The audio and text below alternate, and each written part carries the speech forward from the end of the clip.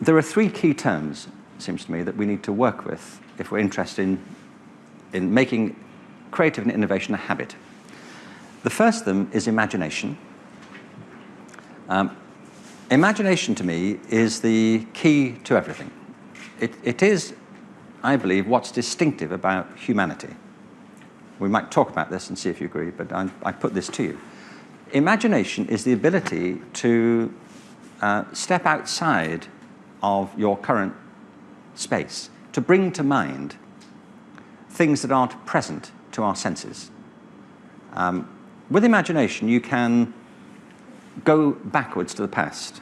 In fact, you have a past with imagination, and not just one past, but multiple possible pasts. I mean, the whole process of history is the reinterpretation, revisiting the past, and trying to see it differently. If it were just a catalogue of dates and events, there would be no discipline for history. There'd just be bookkeepers.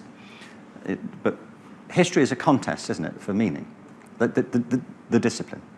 But you can also step outside your immediate way of seeing things and enter somebody else's consciousness, virtually. You can empathize with people. You can try and see things from their perspective.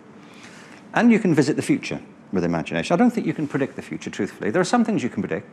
You can predict when Halley's Comet's coming back, or when the next eclipse will be. You can predict inanimate possibilities, but you can't predict much in the human field for reasons that we'll come on to after the break.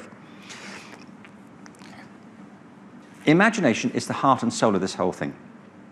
If you take a young child into the garden at night and point to the moon, the child will look at the moon. If you take your dog into the garden and point at the moon, the dog will look at your finger, won't they? Quizzically. Like, now what? Why do you keep doing this? And the thing is that we are born as human beings with this expansive sense of reference with imagination. And it's why, although we're probably evolving at the same rate biologically as every other form of life on Earth, I mean, I can't imagine we're nature's last word, can you? I mean, I hope not, really, because there's some stuff that needs to be sorted out, frankly, isn't it? But biologically, we're probably moving at the same rate. But culturally, we're in a different category from everything else on Earth, aren't we? I mean, if you have a dog, you don't have to keep checking in with dogs, do you, to see what's new? Culturally, what's happening with you people at the moment? Well, it's pretty much the same stuff, really, that we've always done. But with human beings, there's always something new, because we have this power. Creativity is a step on, as I see it. Creativity is putting your imagination to work. To be creative, you have to do something. You could be imaginative all day long and never do anything. But to be creative, you do things. It's a very practical process. And it can be anything. We'll come on to it. So one short way of defining creativity is applied imagination. But let me be more specific. I define it as the process of having original ideas that have value. The process of having original ideas that have value. And the three terms matter. It's a process. It's not an event. And you can understand and manage the process. It's about originality. And it's about making critical judgments of whether this work is any good. All creative processes are intermingled with value judgments.